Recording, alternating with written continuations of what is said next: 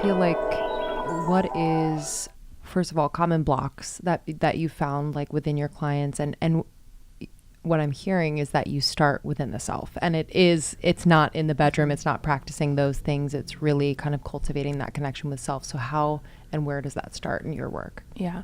So I think that number one is setting your goals for yourself and finding out where you're pointing your arrow.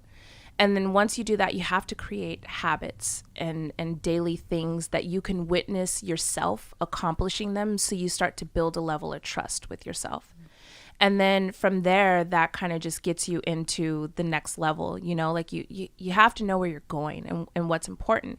And the blockages usually are the same kind of things, like confidence, communication, expression, vulnerability. That seems to be amongst everybody what we're going through. And a lot of times people hold back because they're afraid to get hurt. And I always tell people, like, getting hurt goes along with being open. Like, so you have to now become the healer, right? Like, cultivate your ability to heal yourself, because knowing that that's going to happen, don't be afraid of it, because if you're afraid of it, then you can never show anybody who you really are. And if you never show anybody who you really are, who are you asking them to love? You know, and who are you asking them to show up for? So you like, be here, come into your space. And whether you're in a partnership or not, that to me is always the mission, because everybody may not identify themselves as spiritual, but we're energetic beings and we're constantly feeling each other. And so maybe I can't say, you know, some spiritual text and recite it back to explain what I'm feeling from you, but in just simple terms is like, you're off. This is off. This isn't working. And I find that comes from people not being their true authentic self because they're afraid. And sometimes people will tell me, like, I don't know what my true self is. And it's like, maybe that could be the case, but I think you do know, and you're just afraid to say it. And so let's get you to the place where you can express, and you don't have to be attacking people to express. You don't have to blow up. You don't have to. I work with a men's group as well, and so the men, they're the assholes, and the women are the bitches, right? So they're both afraid to like say their truth, because one doesn't want to be the asshole and one doesn't want to be the bitch. But it's like, well, you don't have to be either of those. Like, speaking your truth shouldn't be related to either one of those really bad names or archetypes. That's not what we should be associating you being in your authentic self with. So we got to deprogram that, and then get you to the place where, like, it's okay to tell people who you are, but mostly you show people how to love you by how you love your own self. And then people they adapt to that, or they start falling off. And that's just how it goes. Yeah, that's real. I think so many people in our community experience that. It's like when you finally become clear about who you are and sort of what you will accept in your life and what you will seek out in your life, relationships can kind of fall away and change and shift. With the relationship between men and women, I feel like so often that becomes the asshole and the bitch, because people wait till the point where it feels resentful internally to express and speak.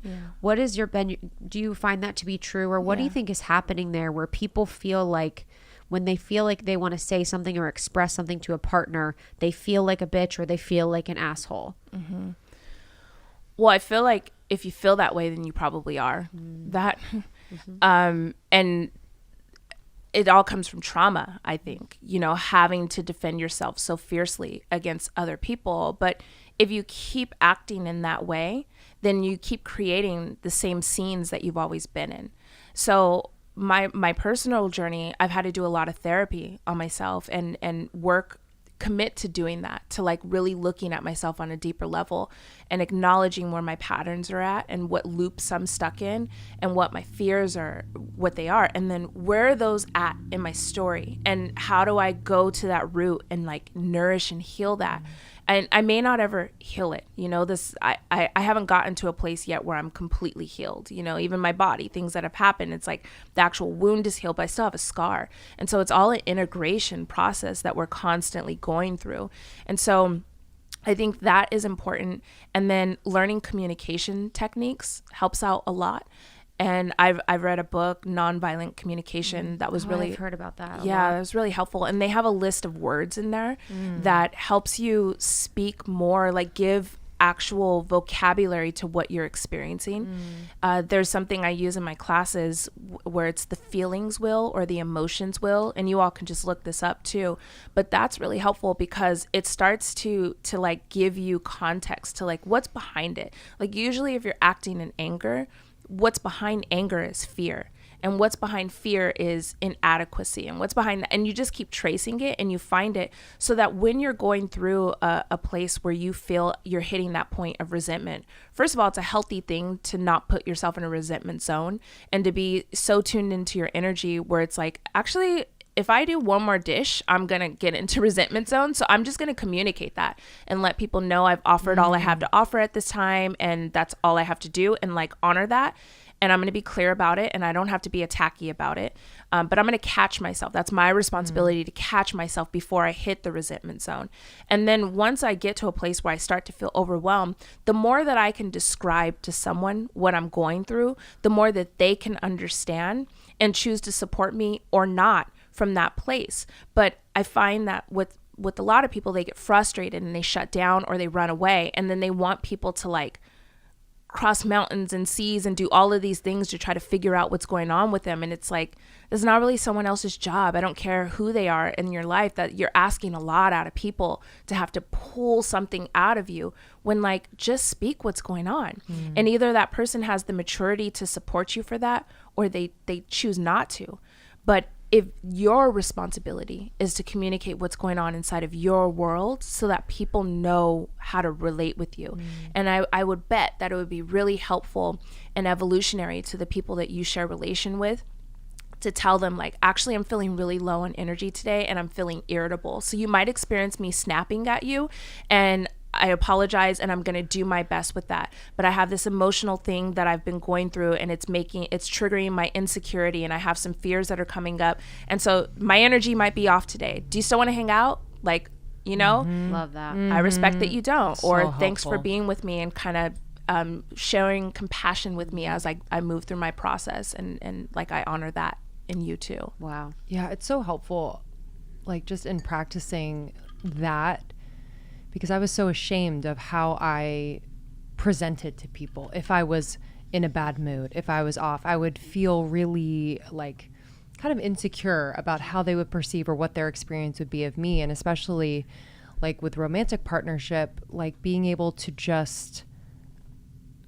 cut with the truth of what is right now, so that there's as much information on the table as possible. So there's really very little there's very little chance that there will be an assumption made about something that's not true. So to say like, hey, I'm actually really anxious today. I'm not really sure why yet. I'm exploring it. If I feel a little off, that's why.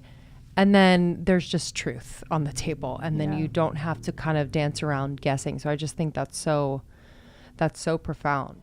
Thank you so much for tuning in to Morning Microdose by Almost 30. We hope you enjoyed waking up. As always, we encourage you to take what resonates and leave the rest. If you enjoyed this trip, tune into the full episode on the Almost 30 podcast. All episode information can be found in the show notes. Make sure to subscribe, and if this becomes a part of your morning routine, be sure to share it with a friend. We have new inspiring doses Monday through Friday. Follow us on Instagram at Morning Microdose, and follow Almost 30 at Almost 30 Podcast. Thanks for listening. We'll see you in the vortex.